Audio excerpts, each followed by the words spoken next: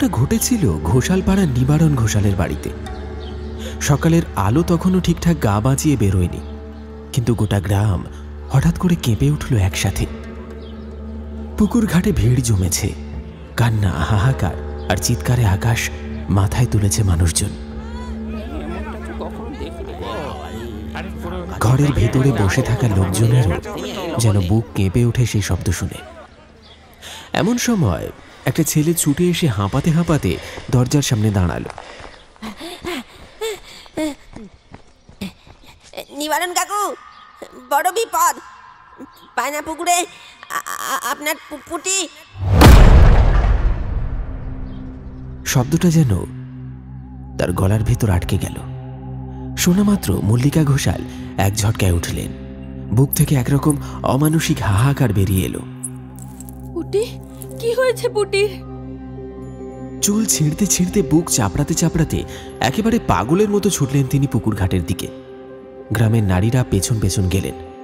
পুকুর ঘাটে পৌঁছে মল্লিকা দেবী যেন ডুবে গেলেন আরেক গভীর জলে। লোকের ভিড় সরিয়ে তিনি এক ঝলক দেখলেন,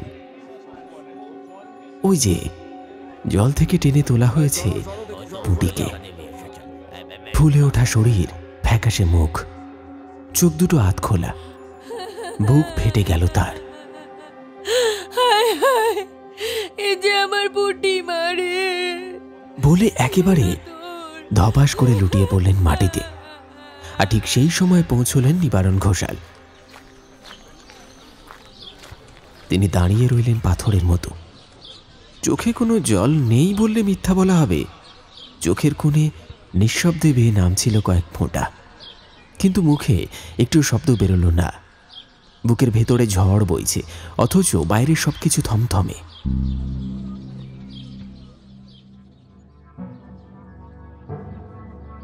আসলে এই মৃত্যুর সূচনা তো গতকাল থেকেই। বিকেলবেলা সেই যে খেলার জন্য বেরিয়েছিল পুঁটি, তারপর আর ফেরেনি। প্রথমে ভেবেছিল সকলে হয়তো খেলতে গিয়ে কারোর বাড়িতে আটকে গেছে, কিন্তু যতই খোঁজ হলো ততই অন্ধকার জমাট বাঁধল। সারা রাত ধরে ঘোষাল বাড়ির প্রতিটি দেয়ালে ঝড় বইল। কান্না, দুশ্চিন্তায় রাতটা ভেসে গেল। আর আজ ভোরবেলায় ঝড় থেমে গিয়েই খবরটা এলো, পুঁটি নেই, বেঁচে নেই।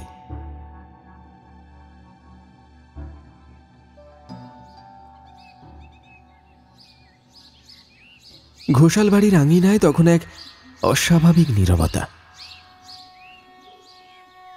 মল্লিকা দেবী মৃতদেহের কাছে বসে আছেন, পাথরের মতো গম্ভীর আর স্তব্ধ। মাঝে মাঝে নিঃশ্বাসে হাহাকার বেরোচ্ছে, কিন্তু শরীর আর উঠছে না। ঠিক তখনই গ্রামের মোড়ল আর তার দুই একজন সঙ্গী এসে দাঁড়ালেন আঙিনায়। মোড়ল নরম কণ্ঠে বললেন, মল্লিকা মা, পুটি আমাদের সবারই মেয়ে ছিল, সে যে এভাবে চলে গেল, এ বিধির নিয়মকে তো আটকানো যায় না। ওর সময় এতটুকুই ছিল। এখন আমাদের কামনা একটাই, ওর শেষ যাত্রাটা যেন শান্তিতে হয়। মা, তো তুমি চোখের জল মুছে ওকে বিদায় দাও। মল্লিকা দেবী আবার ভেঙে পড়লেন বুক ফাটিয়ে।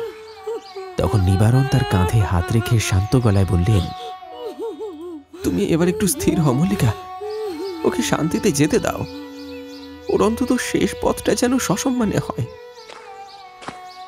অগত্যা মল্লিকা দেবীকে ঘরের দাওয়ায় বসিয়ে রেখে নিবারণ এগিয়ে গেলেন। মোড়ল মশাই, গ্রামবাসী নিবারণকে সঙ্গে করে নিয়ে বেরোল শ্মশানের দিকে।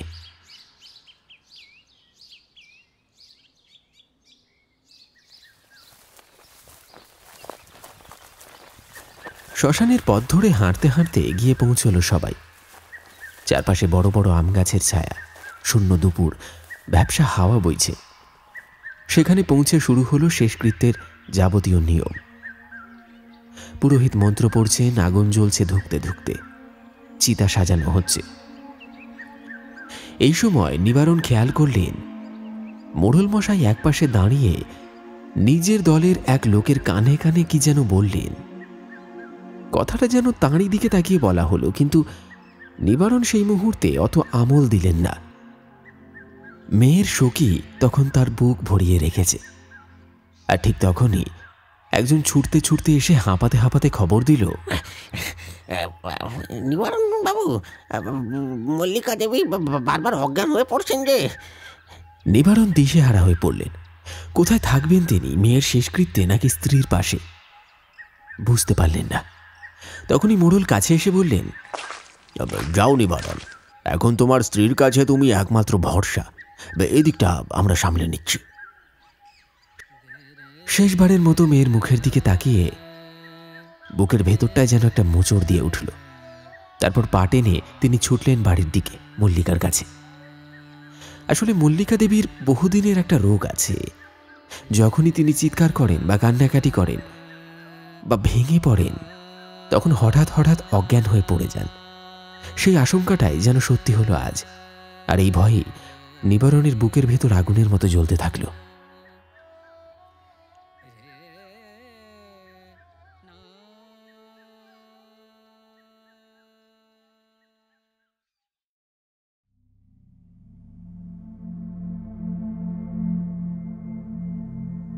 ঘোষাল বাড়ি যেন এক অদ্ভুত নীরবতার ভেতরে ঢুকে গেছে।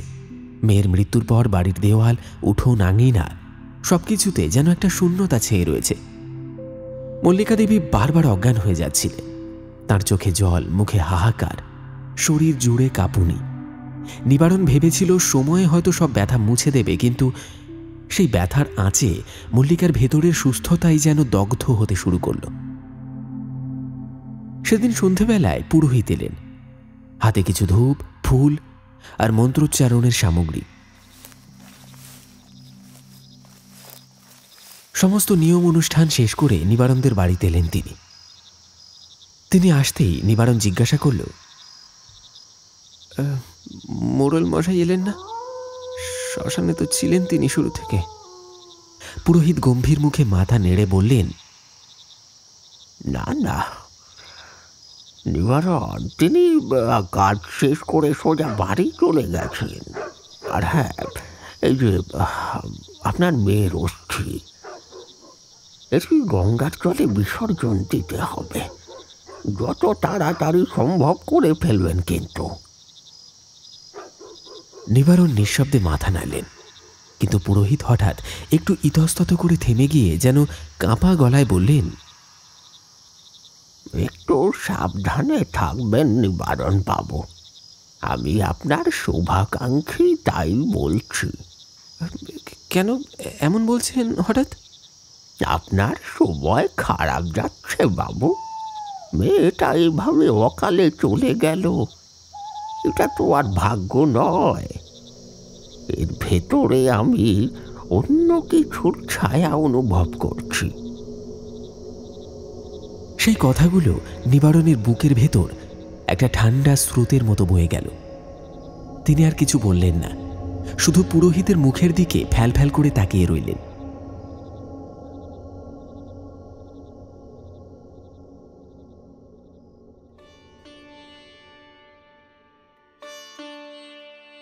ছোট্ট মেয়ের মৃত্যুতে ঘোষাল বাড়ি কয়েকদিনের শোকে একেবারে আবদ্ধ হয়ে গিয়েছিল।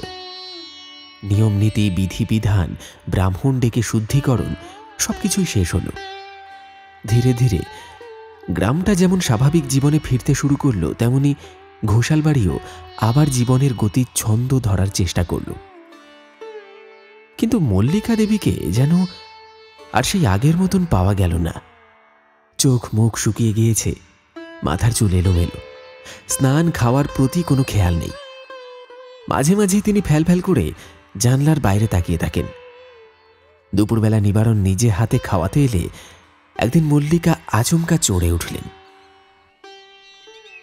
তার চোখে তখন এক অদ্ভুত রাগ, মুখে যেন হিংস্রতার ছাপ, যেন এই নারী আর সেই আগের কোমল মল্লিকা নয়।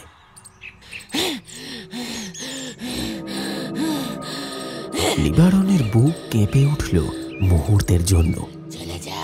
তবু তিনি ধীরে আর শান্ত গলায় বললেন, যাওয়াটাকে তো আর আটকানো যায় না মল্লিকা। পুটি আমাদের ছেড়ে চলে গেছে ঠিকই, কিন্তু সে আমাদের স্মৃতিতে, আমাদের ভালোবাসায় চিরকাল বেঁচে থাকবে। মল্লিকা কোনো জবাব দিল না।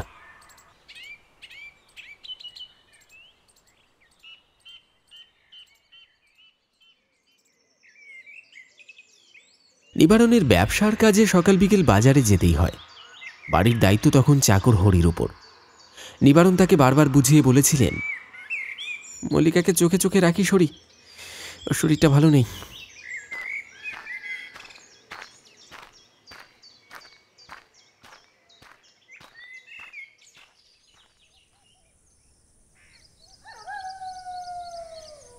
সন্ধেবেলায় হরি গরম দুধ নিয়ে ঢুকছিল দিদিমণির ঘরে।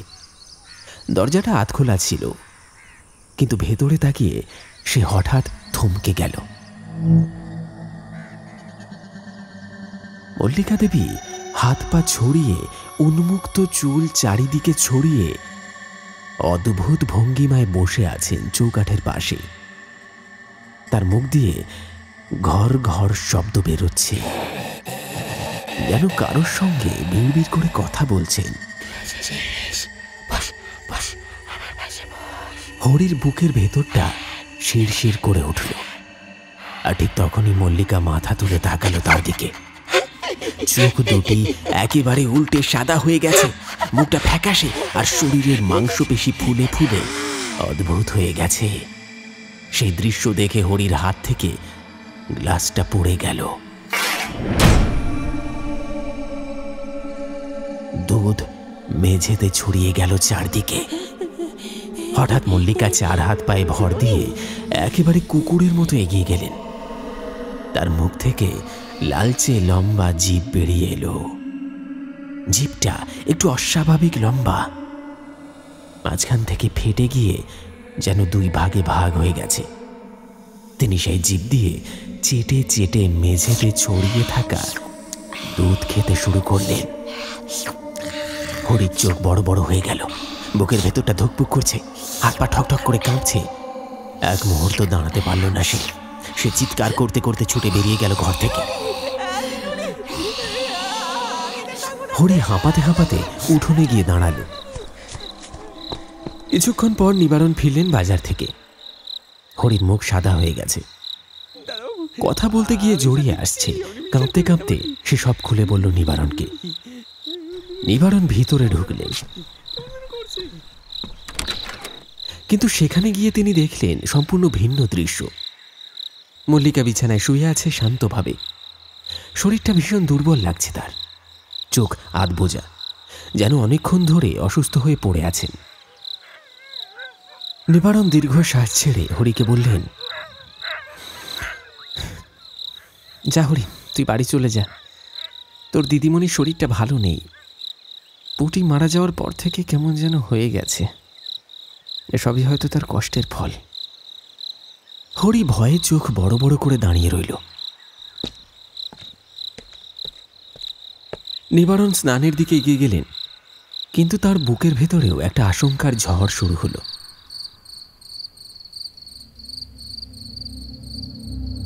দিন কেটে যাচ্ছিল ধীরে ধীরে। ঘোষাল বাড়ির চারপাশে যেন আরো গাঢ় অন্ধকার জমতে শুরু করেছিল। মল্লিকার স্বভাব প্রতিদিনই কেমন অচেনা হয়ে উঠছিল। নিবারণ যতই নিজেকে বোঝাতে চাইছিলেন এটা হয়তো স্ত্রীর মানসিক আঘাত, কিন্তু ভেতরে ভেতরে তিনি নিজেও বুঝতে পারছিলেন বিষয়টা কেবলমাত্র দুঃখের ফল নয়, এর মধ্যে আরও কিছু আছে। মল্লিকা কখনো সারা রাত জেগে থাকে, জানালার পাশে দাঁড়িয়ে ফ্যাল ফ্যাল করে বাইরের দিকে তাকিয়ে থাকে। কখনো হঠাৎ অকারণে হাসি ফুটে ওঠে তার মুখে, এক অদ্ভুত শিরশিরে হাসি যা শুনলে গায়ে কাঁটা দেয়।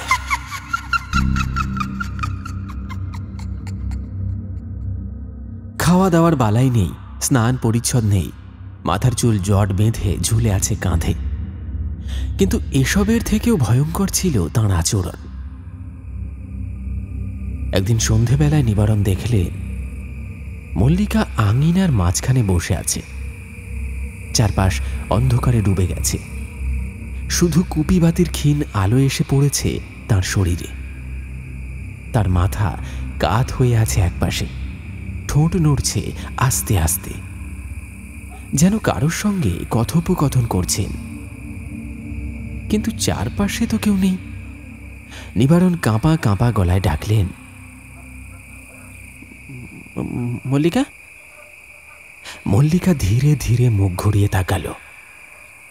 সেই চোখের দৃষ্টি যেন কোনো মানুষের নয়। চোখের মনি অস্বাভাবিক বড় হয়ে গেছে। চোখের সাদা অংশ রক্তাভ, মুখমণ্ডলে এমন এক অভিব্যক্তি যা নিবারণের বুকের ভেতর কেঁপে তুলল। মনে হলো তিনি যেন নিবারণকে চেনেন না, বরং অপরিচিত কোনো অশুভ দৃষ্টি দিয়ে তাকে ছেদ করে দেখছেন। হঠাৎ মল্লিকা দাঁড়িয়ে উঠল। তার শরীরটা কেমন অস্বাভাবিকভাবে শক্ত হয়ে উঠল, হাত পা টান টান, আর মুখ দিয়ে একরকম ঘর ঘর শব্দ বেরোতে লাগল। নিবারণের মনে হলো তিনি যেন আর মানুষ নন, কোনো অচেনা দানবীয় ছায়া তার শরীরটাকে দখল করে ফেলেছে। তিনি ছুটে গিয়ে স্ত্রীকে জড়িয়ে ধরতে গেলেন, কিন্তু সেই মুহূর্তে মল্লিকার ঠোঁট ফাঁক হয়ে এক অমানসিক চিৎকার বেরোল, যেন ভাঙা বাঁশের মতো তীক্ষ্ণ, কানের পর্দা ছিঁড়ে দেওয়ার মতো। সেই শব্দে উঠোনে বসা কাকগুলো ঝাঁক বেঁধে উড়ে গেল। আশেপাশের কুকুরগুলো হাউমাউ করে ডাকতে শুরু করল। নিবারণ স্থির হয়ে দাঁড়িয়ে রইলেন। তার বুকের ভেতর কাঁপতে কাঁপতে একটাই উপলব্ধি জমাট বাঁধল, এ আর শুধু স্ত্রীর মানসিক অসুস্থতা নয়, এর ভেতরে লুকিয়ে আছে অন্য কিছু, অজানা অশুভ কিছু।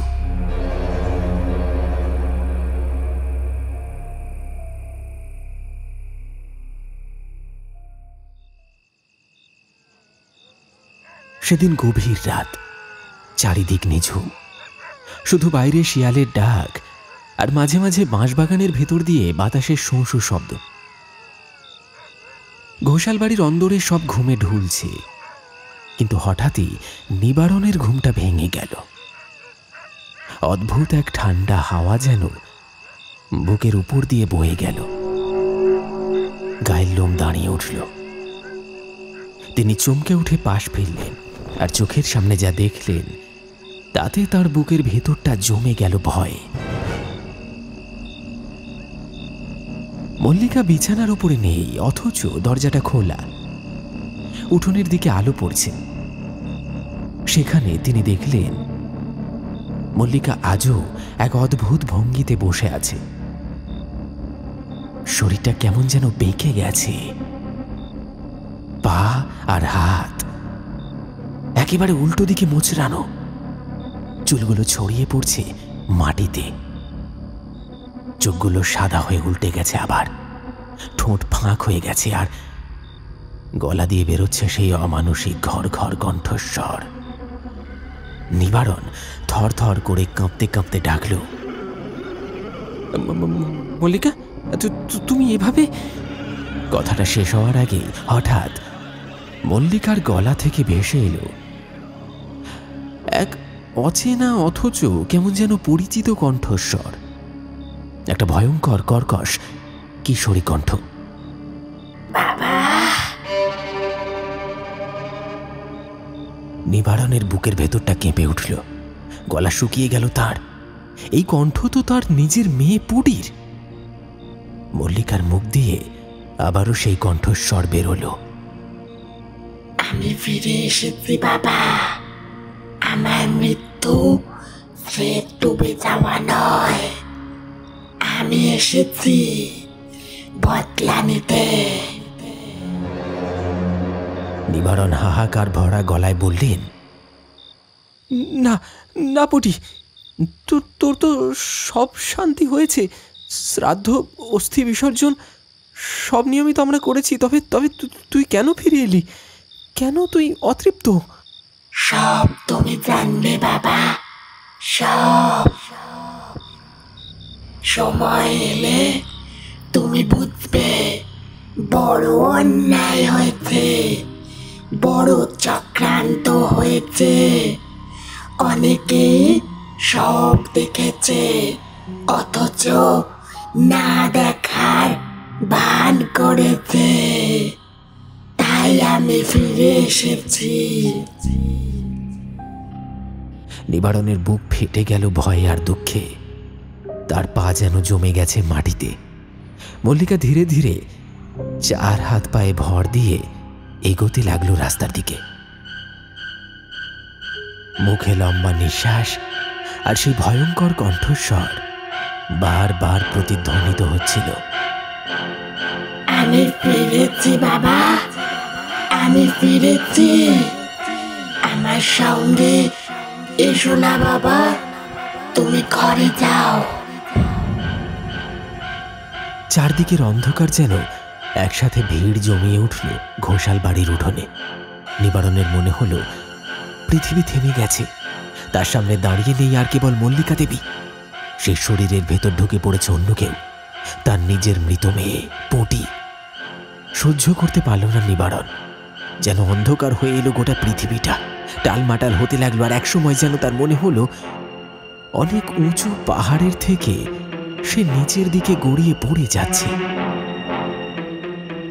ব্যাস, আর কিছু মনে নেই।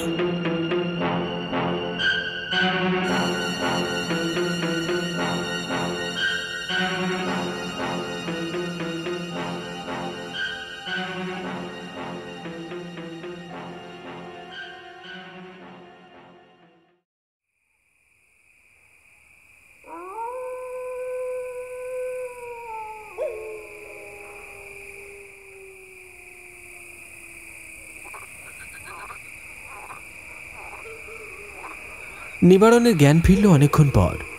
কতটা সময় কেটে গেছে তার কোনো হিসেব নেই। শরীরটা ঠান্ডা হয়ে আছে, গায়ে ধুলো ভর্তি। তিনি বুঝলেন জ্ঞান হারিয়েছিলেন উঠোনেই। চারপাশে একেবারে মৃত্যু নিঃশব্দ। কুকুরের ডাক নেই, শেয়ালের হুঁশিয়ারি নেই। যেন গ্রামটা নিঃশ্বাস বন্ধ করে শুয়ে আছে। ধুলো ঝেড়ে কষ্ট করে উঠে দাঁড়ালেন নিবারণ। তার চোখে ঘোর, কিন্তু বুকের মধ্যে আগুনের মতো একটা প্রশ্ন জ্বলছে, মল্লিকা কোথায়? ঘরে গিয়ে খুঁজলেন, সেখানে নেই। গোয়াল ঘরে গেলেন, সেখানেও নেই। উঠোনের সব কোণে দেখলেন, কোথাও মল্লিকা নেই। আর তখনই মনে পড়ল জ্ঞান হারাবার আগে তিনি কি দেখেছিলেন। মল্লিকার 4 হাত পায়ে ভর দিয়ে অদ্ভুত উল্টো দিকে বেঁকে প্রধান ফটক ঠেলে অন্ধকার রাস্তায় বেরিয়ে যাওয়া। বুকের ভেতরটা হিম হয়ে গেল। হাতে একটা হ্যারিকেন জ্বালালেন তিনি। তারপর কাঁপতে কাঁপতে বেরিয়ে পড়লেন গ্রামের পথে।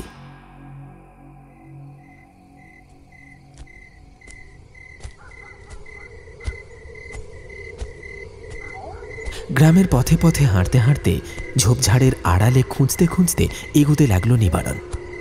আলোটা কাঁপছে, বাতাসের ঝাপটায় শিখা একেবারে নিভে যাওয়ার উপক্রম হলো। তার গলা শুকিয়ে আসছে, তবু হাঁটছে। স্ত্রীকে খুঁজতেই হবে। মল্লিকা, মল্লিকা। শেষমেশ যখন গ্রামের প্রান্তে এসে শ্মশানটার পাশ কাটালেন, তখনই কানে এলো একটা অদ্ভুত ঠকঠক শব্দ। যেন হাড়ের সঙ্গে হাড়ে আঘাত লেগে টুকরো টুকরো শব্দ উঠছে।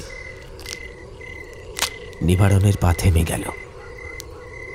গঙ্গার পাড় দিয়ে নেমে যাওয়া সরু পথের কাছে আলো ফেলতেই তিনি দেখলেন ঝোপের আড়ালে কিছু একটা নড়ছে। বুকের ধুকপুকানি কানে বাজতে লাগল। তবু তিনি কৌতূহলে কয়েক কদম এগিয়ে গেলেন। ঝোপ সরিয়ে তাকাতেই রক্তহীন হয়ে গেল। হারিকেনের হলদেটে আলো স্পষ্ট দেখা গেল মল্লিকাকে। কিন্তু এ কেমন মল্লিকা? তার চোখে কোনো ভ্রুক্ষেপ নেই, যেন অন্য এক জগতে ডুবে আছে। মুখের চারপাশে তাজা রক্ত লেপ্টে আছে। হাতে সদ্য ছিঁড়ে আনা মানুষের একটা কাটা হাত। সেই হাতের মাংস দাঁতে কামড়ে কামড়ে ছিঁড়ছেন তিনি, আর ভেতর থেকে হাড় টেনে বের করে দাঁতে ঠক ঠক করে কাটছেন। নিবারণের হাত থেকে আলো প্রায় পড়ে যাচ্ছিল। বুকটা ঠক ঠক করছে, পা কাঁপছে। তিনি স্থির হয়ে তাকিয়ে রইলেন। এই নারী তার স্ত্রী নয়, এ যেন অন্য কোনো দানবীয় রূপ। চারপাশে ছড়িয়ে রয়েছে রক্ত আর মাংসের ছাল, সঙ্গে টুকরো টুকরো চামড়া। আর একটু দূরে পড়ে আছে দেহ থেকে আলাদা করা একটা মুন্ডু। নিবারণ হঠাৎ দেখতে পেল মূল্যটা ঠিক তার সামনে, 12 কি 14 হাত দূরে। মুখটা একেবারে অচেনা নয়, এ তো নিতাই হালদার, মোড়লের সেই ঘনিষ্ঠ লোক যাকে রোজই দেখা যায় তার সঙ্গে। শরীরটা কেঁপে উঠল নিবারণের, ঠান্ডা ঘামে ভিজে গেলেন। মল্লিকা এদিকে নিতাই হালদারের দেহটা ছিঁড়ে ছিঁড়ে প্রতিটি হাড় একে একে আলাদা করছে, দাঁতে ঠক ঠক শব্দ তুলে হাড়ের মাংস ছাড়িয়ে এক জায়গায় জমাচ্ছে, যেন কোনো ভয়াবহ আচার চলছে। নিবারণ ভাবলেন, এ যদি গ্রামের কেউ দেখে ফেলে তবে মল্লিকাকে পিটিয়ে মেরে ফেলবে। বুকের ভেতর একটা অজানা আতঙ্ক খামচে ধরল তাকে।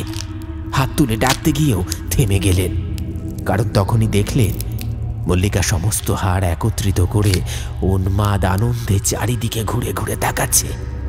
তারপর একে একে প্রতিটি হাড় দাঁতে ঠক ঠক করে কাটছে আর গঙ্গার জলে ছুঁড়ে দিচ্ছে। হাড়গুলো জলে পড়তে অদ্ভুত শব্দ করে তলিয়ে যাচ্ছে। নিবারণ জীবনে কোনোদিনও এমন দৃশ্য দেখেনি। বুকের ভেতরটা জমে গেল বরফের মতো। শেষ হাড়টা ছুঁড়ে ফেলে হঠাৎ সোজা হয়ে দাঁড়ালো মল্লিকা। চোখ দুটো জলজল করছে, ঠোঁটে এক বিভীষিকাময় হাসি। মুহূর্তের মধ্যেই শরীরটা যেন নিস্তেজ হয়ে গেল, আর ধপাস করে মাটিতে লুটিয়ে পড়ল সে। মল্লিকা, মল্লিকা! দ্রুত ছুটে গিয়ে স্ত্রীকে কোলে তুলে ধরলেন নিবারণ। মল্লিকার গা ভর্তি কাদা আর মাটি আর রক্তের ছোপ। চারপাশে ছড়িয়ে রয়েছে ছেঁড়া চামড়া আর কাঁচা মাংসের টুকরো। হ্যারিকেন বাতির আলোয় সেই দৃশ্য যেন আরো শিউরে ওঠার মতো লাগছিল। কিভাবে যে সেই রাতে তিনি মল্লিকাকে কাঁধে করে বাড়ি ফিরেছিলেন, আজও ভাবলে নিবারণের বুকের ভেতরটা জমে যায় ঠান্ডা আতঙ্কে।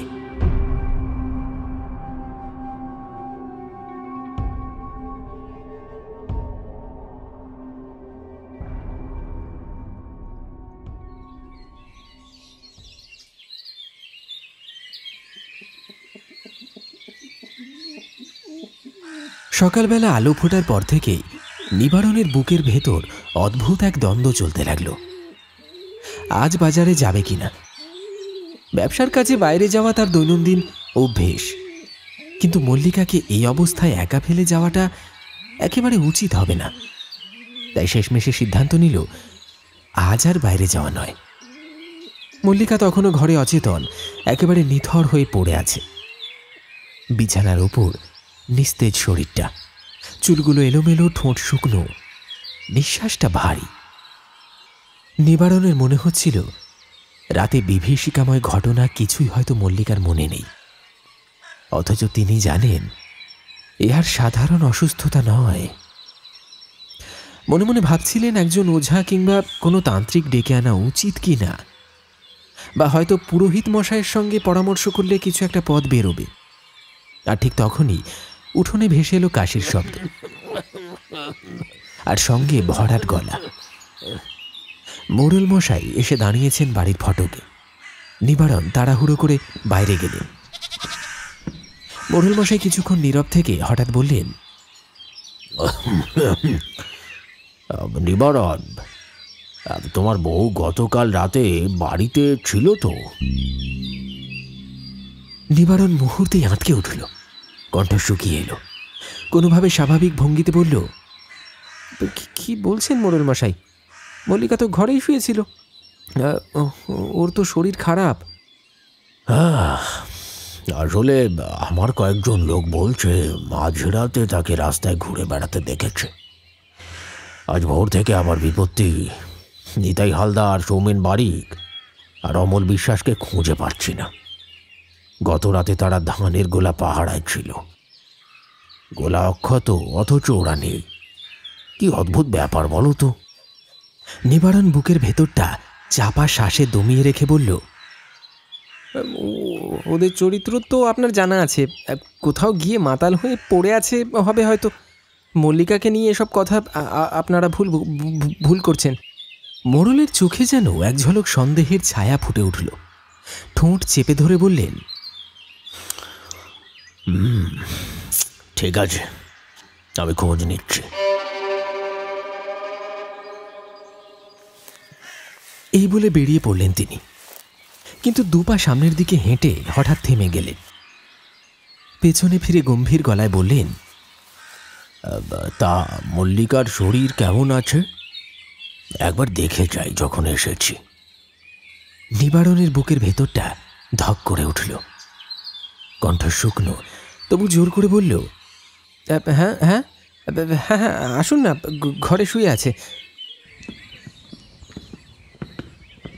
দুজনে ঘরে ঢুকতেই দেখা গেল মল্লিকা বিছানায় একেবারে অচেতন, নিস্তব্ধ পড়ে আছে। এলোমেলো চুলে মুখ ঢাকা, গায়ের উপর চাদর টেনে রাখা। মোড়ল দীর্ঘশ্বাস ফেলে ধীরে ধীরে বললেন, মেয়েটার মৃত্যুতেই মায়ের এই দশা। আচ্ছা, তুই একটু খেয়াল রাখিস নিবারণ, আমি চলি। ঠিক এই সময় ঘটল সেই ভীতিকর মুহূর্ত। মল্লিকার চোখ তখনও বন্ধ, কিন্তু হঠাৎ তার ঠোঁট দুটো কেঁপে উঠল। তারপরে ঘর ভরে গেল এক ভয়ঙ্কর, অচেনা অথচ পরিচিত কণ্ঠস্বরের প্রতিধ্বনিতে। সেটা পুটির বিকৃত কণ্ঠ, যেন শ্মশানের ধোঁয়া ভেদ করে উঠে আসছে। সময় ঘনিয়ে এসেছে তোর মোড়ল, তুইও রেহাই পাবি না। আজ অমাবস্যার রাত, আজ রাতে অন্ধকার কালির মতো তোর জীবনেও নেমে আসবে গভীর খাদ, যে খাদে একবার পড়লে আর আলো খুঁজে পাবি না। কণ্ঠটা শুনেই মোড়লের কপাল বেয়ে ঘাম গড়িয়ে পড়ল। তার মুখ ফ্যাকাশে হয়ে গেল, ঠোঁট কাঁপছে। কাঁপা কণ্ঠে বললেন, এ কি সাংঘাতিক কথা নিবারণ, তোর বউয়ের মধ্যে তো অন্য কারোর বাস। এ কথা তুই কাউকে বলিসনি কেন? নিবারণ তখন একেবারে পাথরের মতো দাঁড়িয়ে আছে, মুখ দিয়ে কোনো কথা বেরোলো না। বুকের ভেতর যেন কেউ শিকল দিয়ে আটকে রেখেছে। তিনি এতদিন যেটা ঢাকতে চাইছিলেন, আজ মোড়ল নিজেই দেখে ফেলেছেন। মোড়ল আর এক মুহূর্ত দাঁড়ালেন না। ধক ধক শব্দে হাঁপাতে হাঁপাতে গটগট করে বেরিয়ে গেলেন দরজা দিয়ে। নিবারণ স্থবির হয়ে দাঁড়িয়ে রইল। বুকের ভেতর কেবল একটা প্রশ্ন বাজতে লাগল, এবার কি হবে? কারণ এখন আর গোপন কিছুই নেই। গ্রাম জানলে মল্লিকা বাঁচবে না, আর মল্লিকার শরীরের মধ্যে যে ভয়ঙ্কর ছায়া বাসা বেঁধেছে, সেটা তো তার নিজের মেয়ে পুটি। যেমনটা নিবারণ আশঙ্কা করেছিল ঠিক তাই হলো। স্ত্রীর অদ্ভুত কথাগুলো দাবানলের মতো ছড়িয়ে পড়ল গোটা গ্রামে। ভোর থেকে দুপুর কেউ এসে বলছে মল্লিকা দেবীর কি হয়েছে, কেউ আবার চাপা গলায় নানা গুজব ছড়াচ্ছে। কিন্তু নিবারণ এক এক করে সবাইকে ফিরিয়ে দিল। ওর শরীর খারাপ, কারো সঙ্গে দেখা হবে না, এই কথা বলে দরজা বন্ধ করে রাখল, যেন বাইরের পৃথিবীকে দূরে সরিয়ে দিতে চাইছে।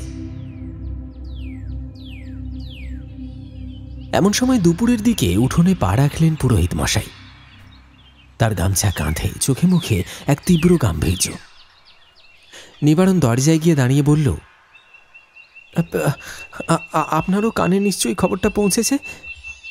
পুরোহিত ঠান্ডা গলায় বললেন, এখানে কিছু বলো না নিবারণ, ঘরের ভেতরে চলো, জরুরি কথা আছে।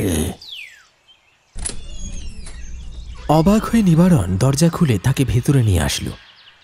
ঘরে ঢুকতেই পুরোহিতের চোখ পড়ে অচেতন মল্লিকার দিকে। একটা দীর্ঘশ্বাস বেরিয়ে এলো তার বুক থেকে। আমি জানতাম শেষমেশে এমনটাই হবে। আপনি জানতেন মানে? আস্তে আস্তে নিবারণ, সেদিন শ্মশানে আমি আড়াল থেকে সব শুনেছিলাম, দেখেছিলাম। চিতার পাশে দাঁড়িয়ে যখন তোমাকে মল্লিকার খবর দিয়ে তাড়িয়ে পাঠানো হলো, তখনই সন্দেহ হলো। আসল উদ্দেশ্য ছিল তোমাকে সরানো। ওই মোড়ল সে মানুষ নয়, শয়তান। তার লোকেরা মৃতদেহের হাড় পাঁজর বিক্রি করে। একটা কালো বাজারি চক্র চালাচ্ছে ওরা।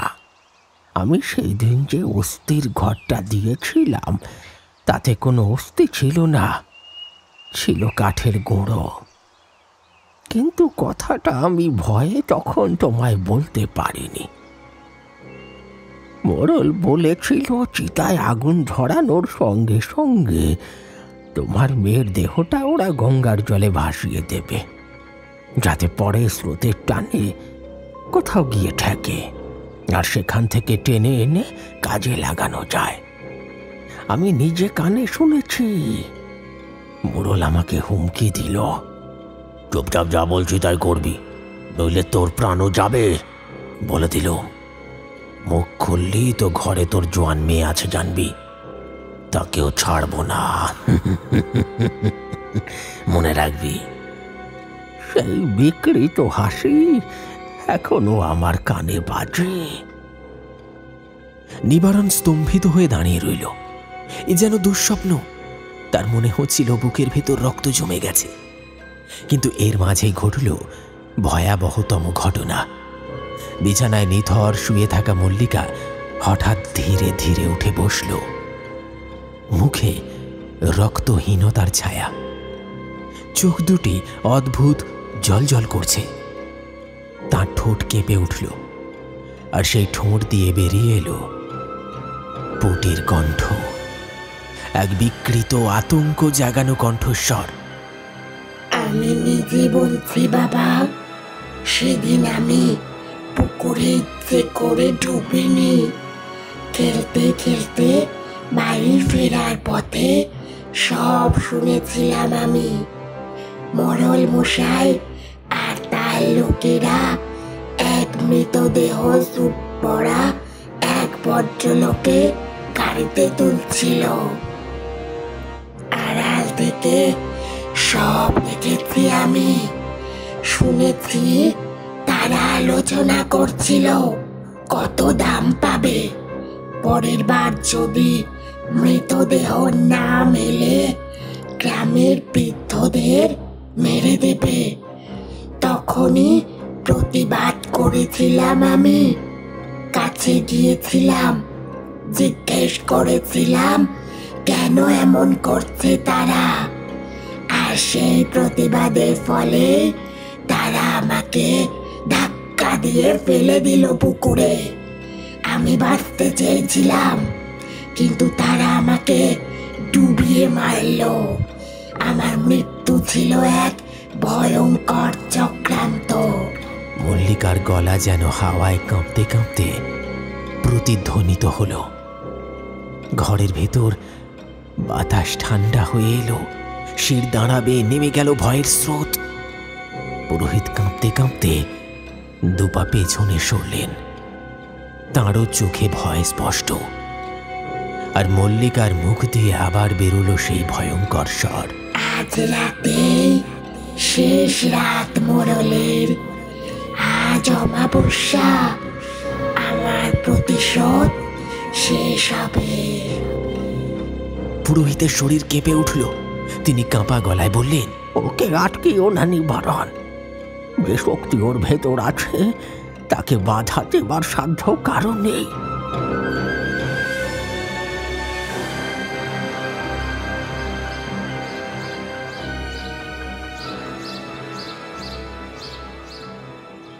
নিবারণের চোখ ঝাপসা হয়ে এলো।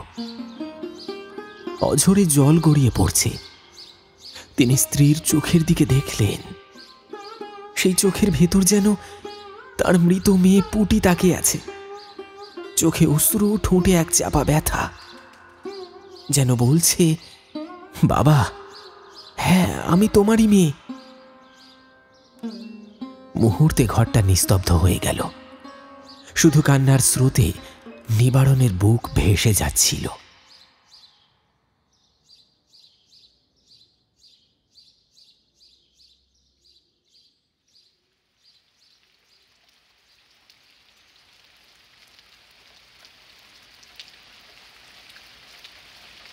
অমাবস্যার রাত, চারিদিক ঘন কালো অন্ধকারে ঢেকে আছে। শিয়ালের ডাক, ঝিঁঝির আওয়াজও যেন থেমে গেছে। শুধুই নীরবতা, আর নীরবতার ভেতর লুকিয়ে থাকা ভয়। সঙ্গে গ্রামের লোকেরা ফিসফিস করছে। মোড়ল আজ সারাদিন নিজের বাড়ির ভেতরে বন্দী হয়ে থেকেছে। কারোর সঙ্গে দেখা করেনি, কারোর কাছে যায়নি। দরজার বাইরে অনেকগুলো লোক পাহারা দিচ্ছে আজ। এমনটা আগে কখনো হয়নি। কারোর বোঝার উপায় নেই হঠাৎ এই পরিবর্তনের কারণ কি। মোড়ল তখন নিজের ঘরে একা বসে আছে। রাতের খাবার সেরে টেবিলের পাশে বসে ওষুধ খুঁজছিলেন। ড্রয়ার থেকে ওষুধ বের করতে গিয়ে পাচ্ছিলেন না। তখনই পাশে দাঁড়ানো মেয়েটি, কাজের মেয়ে মধুবালা, হাত বাড়িয়ে ওষুধ এগিয়ে দিল। মোড়ল চোখ তুলে তাকালেন। এক রাশ ক্লান্তি মিশ্রিত গলায় বললেন, মধুবালা, তুই না থাকলে আমার খেয়াল রাখার কেউ নেই রে। আমার ঘর কতদিন হলো উজাড় হয়ে গেছে। তোর গিন্নিমা মরেছে, জানিস তো।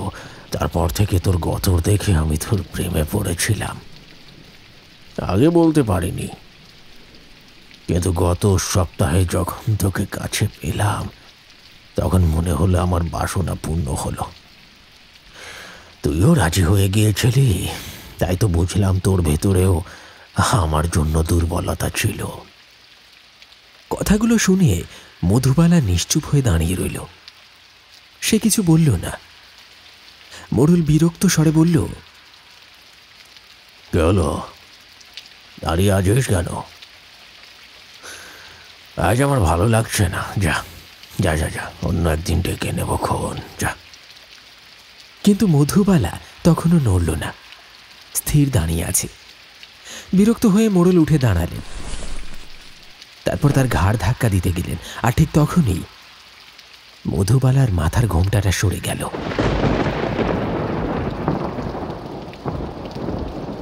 আর মুহূর্তের মধ্যে মোড়লের রক্ত হিম হয়ে গেল। ওই মুখ মধুবালার নয়, ওটা মল্লিকা। কিন্তু এই মল্লিকা মানুষ নয়। চুলগুলো ছিঁড়ে ছিঁড়ে এলোমেলো, চোখ দুটো রক্তাভ লাল, ঠোঁটে রক্ত লেগে আছে, মুখে এক বিভীষিকাময় হাসি। দাঁতগুলো তীক্ষ্ণ যেন শিকারী পশুর দাঁত। শরীরের গড়নও কেমন যেন বিকৃত হয়ে গেছে, হাড়গুলো যেন বাইরে বেরিয়ে আসছে। মল্লিকা ভয়ঙ্কর হাসিতে ফেটে পড়ে বলল,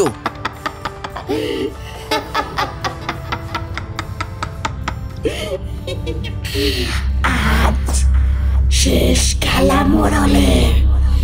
আজ মানুষের মৃতদেহ নিয়ে তোর ব্যবসা শেষ হয়ে যাবে। তুই ভেবেছিলি পাপ চিরকাল লুকিয়ে থাকবে। আমি এসেছি, আমার মেয়ের আত্মা এসেছে। আজ তুই শেষ। মোড়ল স্তব্ধ, বুকের ভেতর ধকধক করছে, গলা শুকিয়ে গেছে। কিছু বলার আগেই মল্লিকা দুই হাত তুলে এগিয়ে এলো। কিন্তু আশ্চর্যের বিষয়, তিনি ছুলেন না। এক অদৃশ্য শক্তি মোড়লের শরীরকে আঁকড়ে ধরল। মোড়ল ছটফট করতে লাগলেন, চোখ বড় বড়, মুখ হাঁ করে নিঃশ্বাস টানছেন, কিন্তু গলা দিয়ে যেন শব্দ বেরিয়েও বেরোচ্ছে না। শরীরটা যেন ভেতর থেকে মোচড় দিয়ে দুমড়ে মুচড়ে যাচ্ছে। হাড়গুলো ভেঙে চূর্ণ হচ্ছে, মাংসপেশি ছিঁড়ে যাচ্ছে, অথচ শরীর থেকে এক ফোঁটা রক্ত বেরোচ্ছে না। ঘর জুড়ে শুধু হাড় ভাঙার শব্দ, ঠক ঠক, কটমট আর চ্যাক চ্যাক। মোড়ল মরছিলেন, কিন্তু কাউকে ডাকতে পারছিলেন না। তার চোখ দুটি বেরিয়ে আসছে, ঠোঁট নীল হয়ে গেছে, হাত পা মোচড়াচ্ছে। মল্লিকা তখনও দাঁড়িয়ে ভয়ঙ্কর হাসিতে উন্মত্ত। শেষমেশে এক ঝটকায় যেন মোড়লের শরীরটা ভেতর থেকে গড়িয়ে গেল, প্রাণটা নিভে গেল। মুখ হাঁ করে নিঃশব্দে থেমে গেল, তার ছটফটানি। আজ শেষ খেলা মোড়লের। আজ মানুষের মৃতদেহ নিয়ে তোর ব্যবসা শেষ হয়ে যাবে। তুই ভেবেছিলি পাপ চিরকাল লুকিয়ে থাকবে। আমি এসেছি, আমার মেয়ের আত্মা এসেছে। আজ তুই শেষ। মোড়ল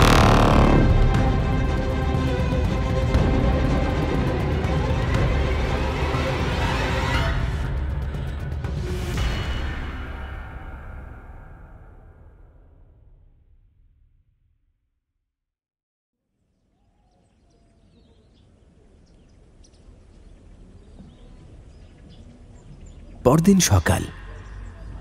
গ্রামের লোকেরা মোড়লের বাড়ির দরজা ভেঙে ঢুকে যা দেখল তাতে শিউরে উঠল সকলে।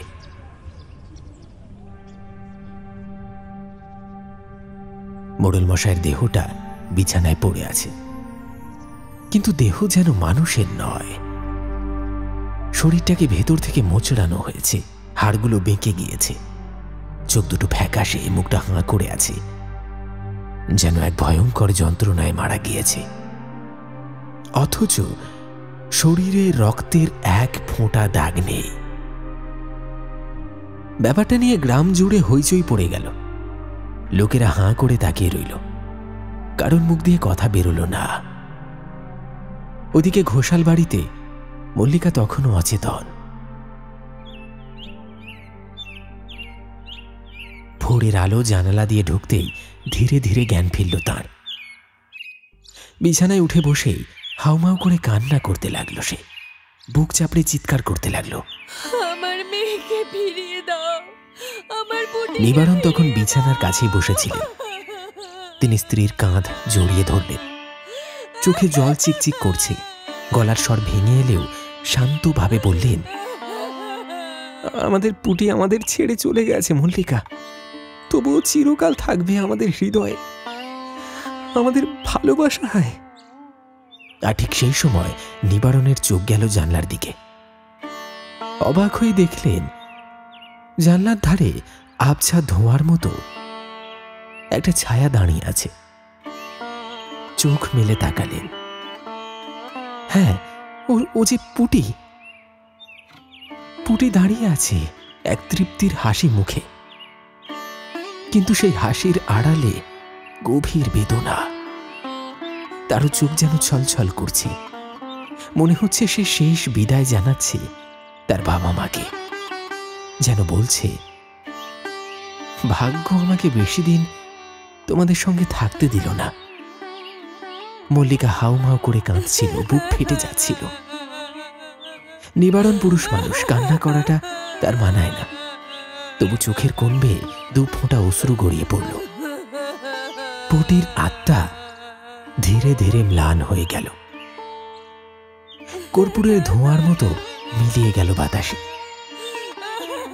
ঘরে তখন কেবল মা মেয়ের বিচ্ছেদের এক অসহ্য হাহাকার আর এক ভাঙা হৃদয়ের কান্নার প্রতিধ্বনি, যা সারা গ্রাম, সারা পৃথিবীর বুক কাঁপিয়ে তুলল।